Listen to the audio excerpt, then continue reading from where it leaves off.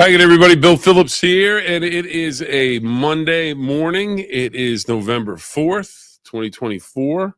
That means we are on election eve. So a lot going on this week.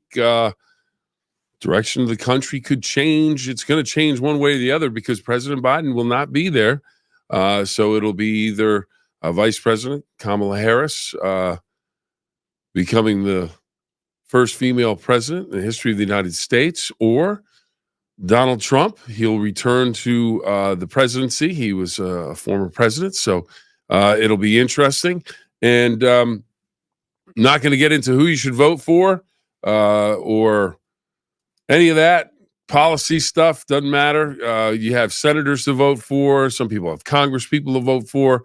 You have levies on your local ballot, so a lot to vote for, and it is critical that you get out and vote. So that's what I'm all about, encouraging you to get out and vote. Make sure you do it. Make sure you get out and vote.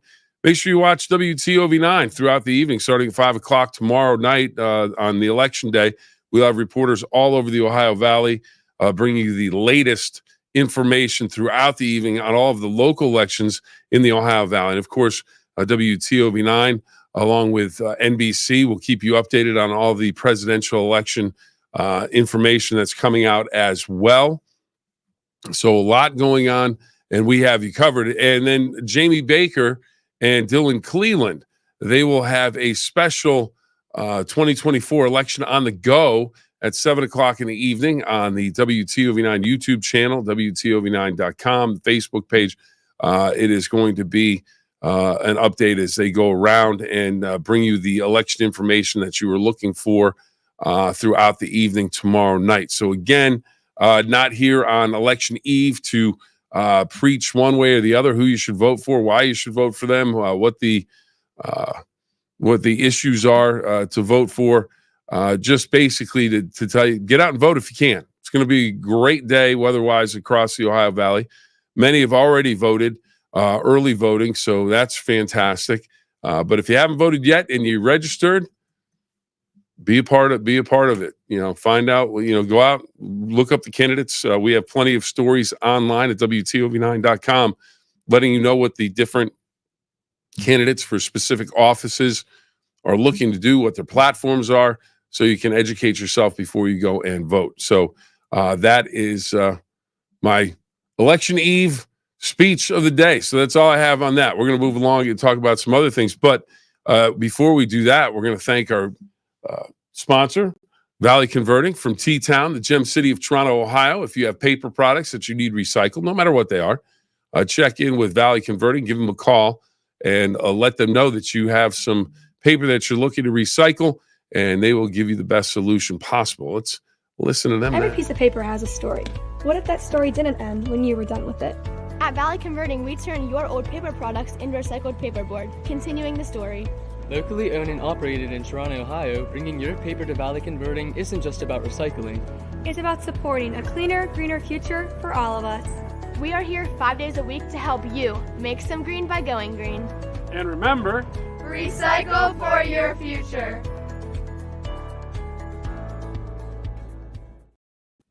Mike Biasi and the crew up in Toronto, Ohio, the Gem City, T-Town, at Valley Converting. Again, if you have paper products that you need recycled, give them a call. They'll be able to help you out. And can't thank everybody enough for joining us, as always, on the 9-Minute Phill-Up. Thank you for covering Monroe Central. Brian says we lost a heartbreaker. Indeed, you did. That was a phenomenal game. And unfortunately broke the other way. Colonel Crawford gets the win, a 2-point conversion late. I have had a great time covering Monroe Central this year. And also had an opportunity, my son and I, as we do work with some kickers around the Ohio Valley, we had an opportunity to work with the kickers down at Monroe Central, and really enjoyed getting to know them over the course of the season, follow their season as they went. So disappointed for them that they lost that game, but that does not take away from the season. They had 9-1 regular season, and then just within a whisker of winning and advancing the second round. And Brian, I know you were very much involved in watching Monroe Central, and that was a tough one this past weekend. All right, and then Ron checking in. We're on Election Tuesday on the go with WTOV9. That's right. Get ready. 7 o'clock tomorrow night. Jamie Baker and Dylan Cleland will bring that all to you. And we look forward to it. I look forward to election coverage. It's such a huge event, and it has such an impact on our country, obviously. But the way the networks cover it, the way they go about it, it can be very interesting. It's kind of like they have the conventions, they have but then you have the big storms. To see the networks roll it out and go as big as they can for these things, it's very interesting to flip around, see how the different networks cover it, see how they what perspective they bring everybody. Now, the interesting thing, and Brian and Ron, you can help me out on this one if you would.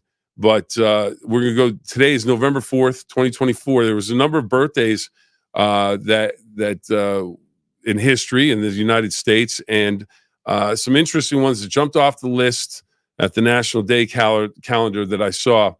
And this is one that ties right in with the election. 1916, the man lived from 1916 to 2009. Walter Cronkite. Uncle Walter, just whatever you want to call him. He may have been, he is arguably the most trusted man in broadcast history. That's all you heard about with, growing up. Oh, Walter Cronkite's on, Walter Cronkite's on. I had an opportunity to watch him as a kid.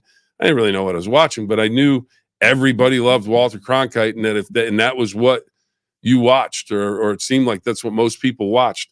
But if you guys can, I don't know, back me up on that or tell me I'm wrong, but Walter Cronkite may have been the most trusted man in broadcast history, because he said it and it had an immediate impact. Vietnam War, the NASA space missions, when that's who everybody watched, and then elections and everything else. But Walter Cronkite, just a giant in the broadcast industry, born in 1916, died in 2009. And again, one of the most trusted people in broadcast history, if not the most trusted person in broadcast history. Someone that's still with us, Loretta Swit, born in 1937. If you don't know the show Match, you need to watch some of the repeats. Great show, groundbreaking at the time. Margaret Hot Lips Houlihan was her character. Loretta Swit, 1937. Laura Bush, former First Lady, born in 1946. So a lot of tie-ins here with and then how about this one? Ralph Macchio, 1961. Who's Ralph Macchio? He's Danny in Karate Kid and Cobra Kai, the series that's, I think, on Netflix. I'm not sure. Jeff Probst, the host of Survivor, the show that drops people off in Fiji somewhere or other places around the globe, and then they have to survive for about 21 days. And then Orlando Pace, the former Ohio State All-American, the Pro Football Hall of Famer, drafted by the Los Angeles Rams in 1997 with the first pick overall. I remember covering him in college when he was going through Ohio State, had the opportunity to talk to him a number of times. Just a giant of a man, and giant in terms of his ability on the football field. Is absolutely outstanding.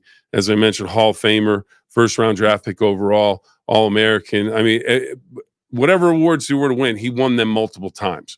It was just, that type of situation. But that leads us into our next topic. Ohio State, Penn State.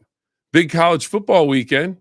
And Brian, Buckeyes come up with a big win. It was a little bit of uneven game. It was just, at some points it seemed like there wasn't much flow to it. Then other points it seemed like it was. But it's one of those things where Orlando Pace would have been in the thick of that. And we're gonna go back to Walter Cronkite for a second. Bobby said Walter used to say, "And that's the way it is," and then give the date. And he did. It was a perfect sign off, and it was basically telling you, "I'm telling you what this is, and you should pay attention to me, and you should trust me, because I am that guy." So the Buckeyes get that win. Talk about Ohio State, Penn State. So the current rankings come out, Brian, And Bobby and Ron, I don't know if you agree with these rankings for the top 25 or the top 10. Oregon, number 1. They went into Michigan and handled their business. Georgia gets a win over Florida. Ohio State, 3rd. Miami is 4. Texas, 5. Penn State drops from 3 to 6. Tennessee, 7. Indiana, the Hoosiers of Indiana. If you told me that I would be saying Indiana was the 8th ranked team in the country on today's date, November 4th, 2024, I would say no. But they are. They're undefeated. BYU's number 9, and Notre Dame, the Fighting Irish, in at number 10. And as I mentioned, Ohio State, Penn State. Ohio State comes up with a win. Big victory there. Penn State, Ron Franklin, or not Ron Franklin, what am I saying? James Franklin, just having a tough time against top 5 opponents. I believe I saw a stat. His record's now 1-13 against top 5 opponents since he's been at Penn State. But the thing he said after the game was the fact that, it's a different landscape because you have the playoff, and that maybe they can get in terms of the playoff, because even though they have the loss to Ohio State, because there's 12 teams that get in. Brian, check back in. It's pretty rough when Penn State can't get a touchdown from the 2-yard line of 4 chances. And the play calling just didn't make a lot of sense. They ran basically the same play 3 times in a row. Then on 4th down, they basically run the same fake that looks like the run play that they've been unsuccessful with, and then they throw into 4-man coverage. So, I don't know. Doesn't make any sense. Pardon me for 1 second, everybody.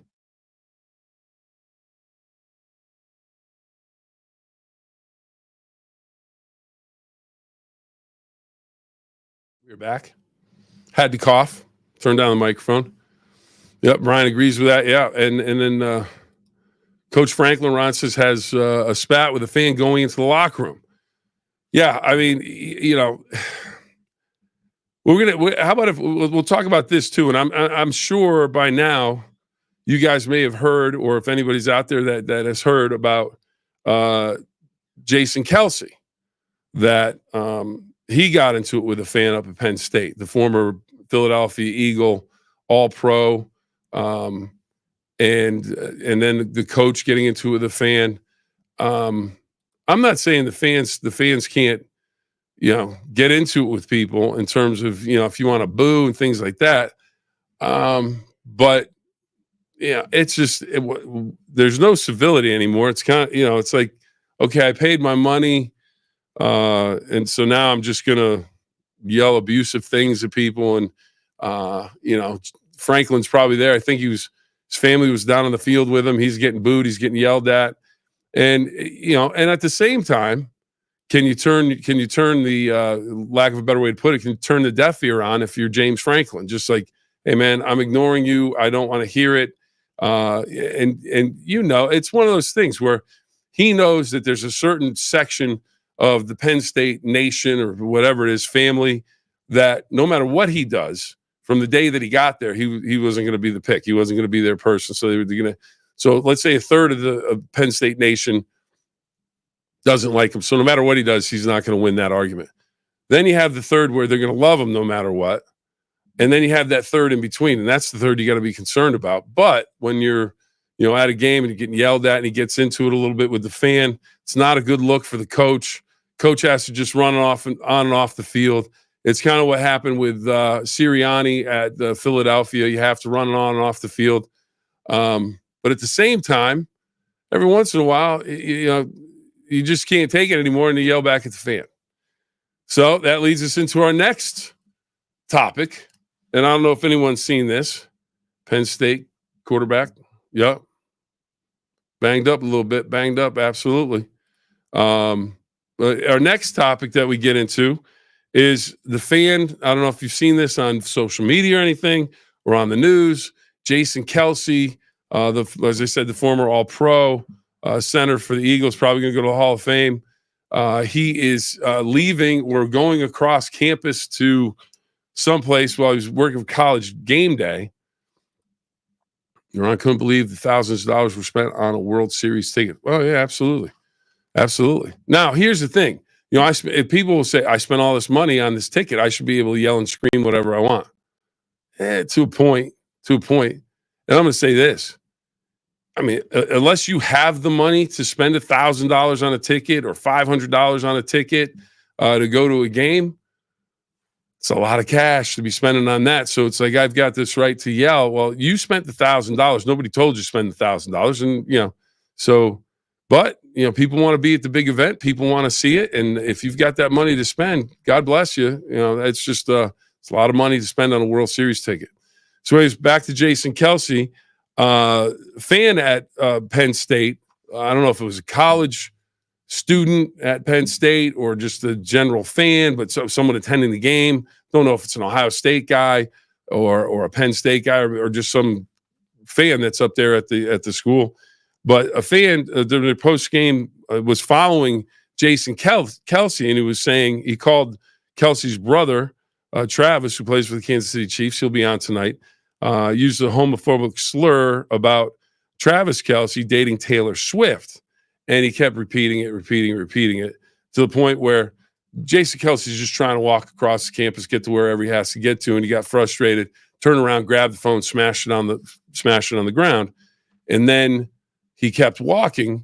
And then the person actually comes up behind him and bumps him when he was going to pick something up on the ground. And then they get into it back and forth a little bit. And the homophobic slur, Jason Kelce apparently repeated that, or it sounded like he repeated it back to the fan. But I thought he showed tremendous restraint, because I'm looking at Jason Kelce and I'm looking at this fan. Guy was maybe as tall as Jason Kelce, but I'm thinking, why are you messing with an all-pro center? Are you trying to get him to hit you so you can win a lawsuit? And it's just at some point, can't we be civil? What's the point? I mean, who cares if Travis Kelce's dating Taylor Swift? What? So you're going to follow the guy's brother around and then call Travis, use a homophobic slur? It just doesn't make any sense. And again, I think Jason Kelce, if he wanted to, could have taken the guy apart in like 2 seconds, but he didn't, and he walked away, and someone got between him, just kind of kept Jason moving.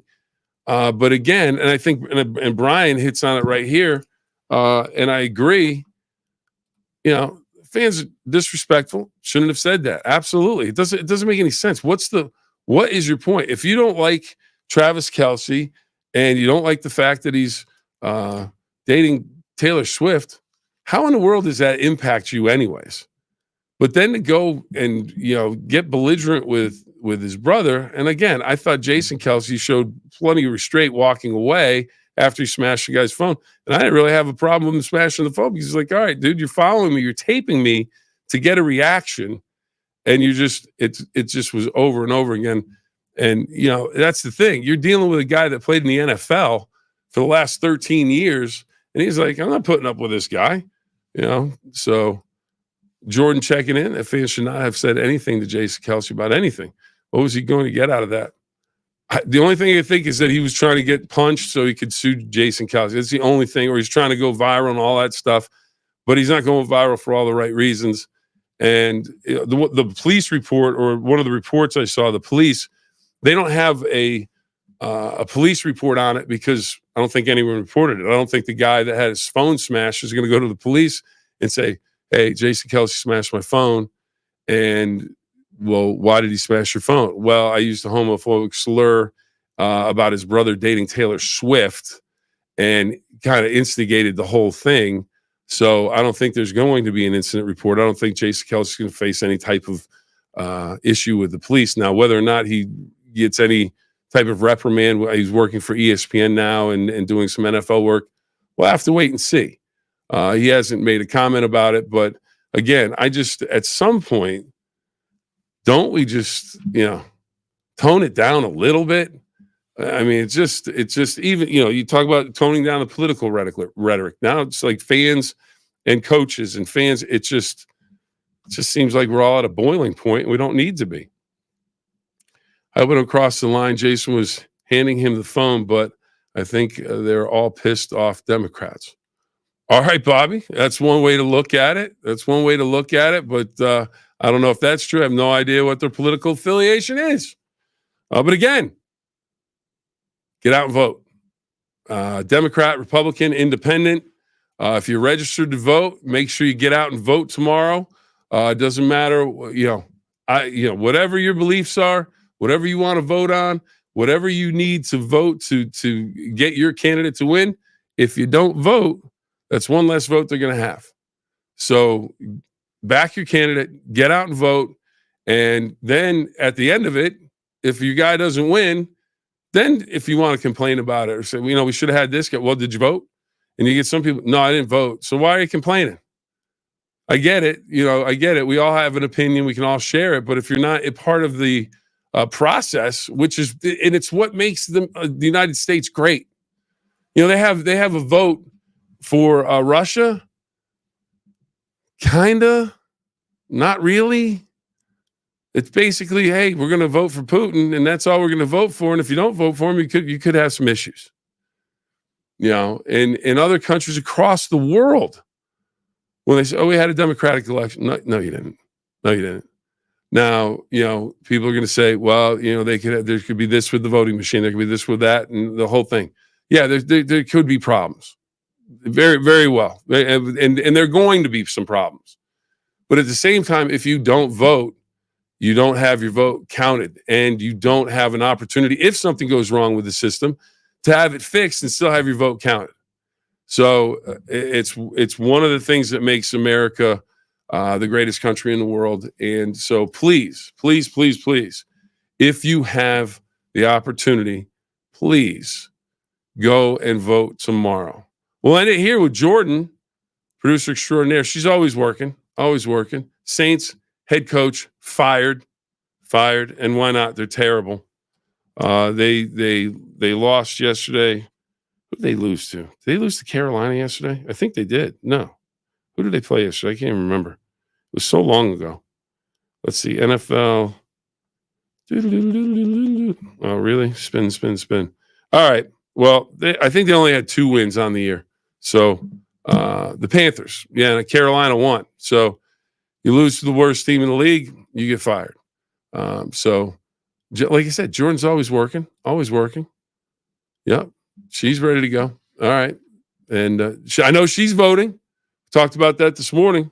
Get out there and exercise your right to vote, everybody. Again, can't thank you enough for being part of the show today, and greatly appreciate it. They turned back to the Aints. Ron, get the paper bags out. You remember that? I remember that first time I saw that when they had the paper bags on top of their heads when they were having issues. All right, let's see. Ryan, Central should have an awesome basketball team this year. Lost to Hilliard, the state runner-up. I'll tell you what, they have some athletes right now at Monroe Central, so it'll be interesting to see how basketball season goes, but they should have a very good team. All right, let's see. Bobby's should be a holiday where we all vote, 1 day paper ballots, and a committee to control the process. Bobby being, on it today. I like it, Bobby. I like it. And you know what? If that was the system, you still got to get out and vote. We have machines with paper ballots, whatever. They remember that the whole Chads, the hanging Chads that we had to go through with, oh dear Lord, Bush and can't think of it now. He invented the internet, according to himself. He was Clinton's vice president. Why can I not think of his name? Lost in the annals of history. Vice president for Bill Clinton. Oh, Gore. There you go, Gore. So anyways, but yeah, paper ballots, Bobby, if that's the way we want to go, let's rock and roll. But let's make sure that we get out and vote. So again, everybody, thank you. Can't thank Valley Converting enough. And again, please, tomorrow should be a beautiful day. Get out and vote. Have no topics to talk about in terms of what the political process is, in terms of what you want to do or how you're going to do it. Just go to vote. All right. I think I've said that enough times. Bobby hits us last with a roll, red roll. They rolled this Friday. They're going to be playing again. One more Sports Friday on the go. Must see YouTube TV. Ron, I greatly appreciate it. We are looking forward to it. Hopefully, even better games and opportunities to show you games this weekend when we hit Sports Friday and go Friday night at 7 o'clock. All right, everybody, until next time, remember the 2 rules. Have fun and always try your best. And we might have to add a 3rd rule. Let's try respecting each other a little bit more. A little bit of civility. Have fun, but have some civility. Don't get on people. Everybody's just trying to live their lives and do the best they can. All right, everybody. We'll see you next time. Thank you.